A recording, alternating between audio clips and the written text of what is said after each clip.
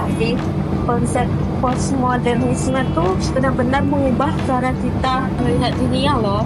Oh iya sih, tapi benar sih. Postmodernism itu soalnya ngajarin kita untuk meragukan narasi tunggal dan untuk mempertanyakan otoritas. Tapi apakah ini berarti kita harus menolak semua bentuk otoritas? Nggak juga. Postmodernisme ini mengajarin kita untuk memahami kebenaran itu bersifat relatif dan tergantung pada suatu konteks. Nah, lihat lukisan ini. Ya kan? Di lukisan ini tuh kan bentuknya kan nggak jelas kan. Nah, dan ini tuh alirannya abstrak nih kayak.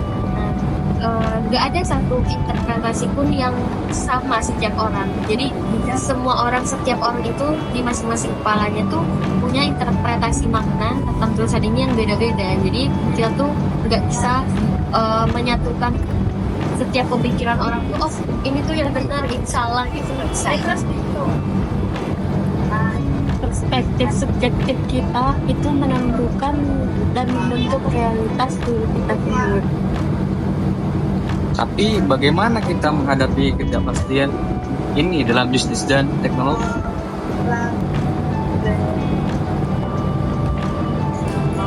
Lihat nih,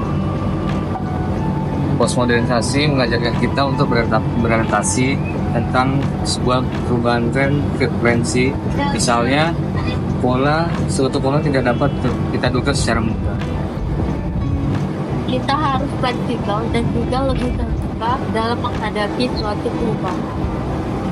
Tapi meskipun gitu, kita kan juga nggak boleh ya melupakan nilai-nilai etika dan tanggung jawab sosial. Jangan sampai karena yang tadi dibilang dia tadi kita harus fleksibel dan terbuka terhadap perubahan, lantas kita melupakan adanya nilai-nilai etika dan tanggung jawab sosial. Gitu. Jadi, postmodernisme adalah suatu paradigma yang muncul sebagai reaksi terhadap modernisme, menawarkan perspektif yang berbeda dalam melihat dunia dan pengetahuan.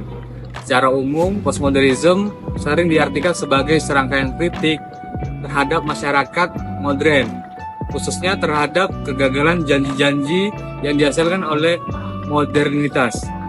Adapun beberapa tokoh penting dalam postmodernisme ini, antara lain adalah Jean-François Lyotard yang mendefinisikan postmodernisme sebagai kritik terhadap pengetahuan universal dan tradisi metafisik, serta Charles Jeans yang memperkenalkan istilah ini di dalam dunia arsitektur.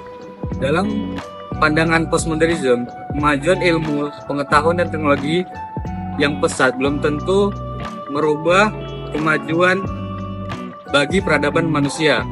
Perang dan kerusakan lingkungan adalah salah satu contoh kegagalan postmodernisme.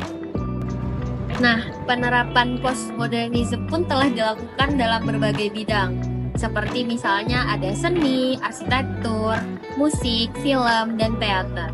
Kehadiran aliran ini memiliki tujuan untuk menjawab dan mengkritisi pandangan-pandangan yang telah ada sebelumnya dalam hal mencari solusi atas beragam permasalahan yang dihadapi manusia hari ini, serta krisis sosial dan kultural yang tak kunjung usai.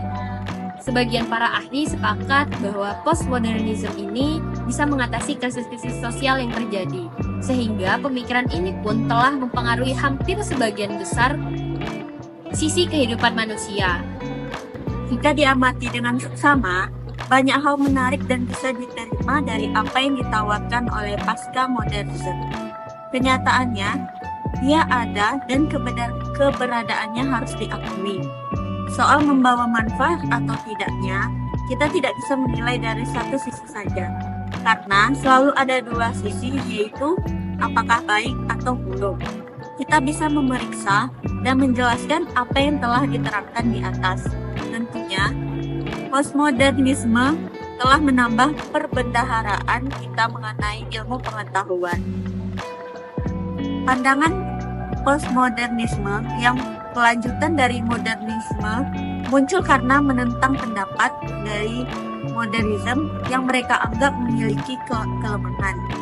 Bukan berarti bahwa postmodernisme terlepas dari adanya kelemahan. Tampaknya aliran postmodernisme ini muak dan lelah akan metanarasi dari era modern. Mereka beralasan bahwa metanarasi itu bisa mengarahkan kita pada marginalisasi cerita kecil, baik dari kehidupan kita nyata sehari-hari maupun secara tradisi, yaitu kepercayaan masyarakat akan komunitas seperti